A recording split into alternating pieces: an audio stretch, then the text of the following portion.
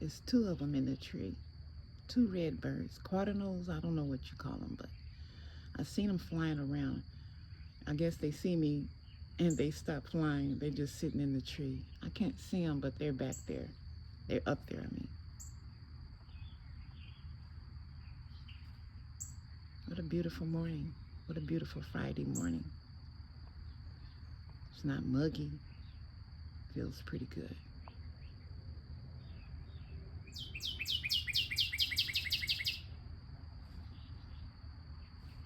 This is a crabapple tree.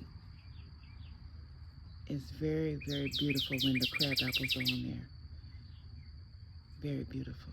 It's kind of like a red, pinkish. It turns three colors. And when it blooms, it's fully red, like the crab apples.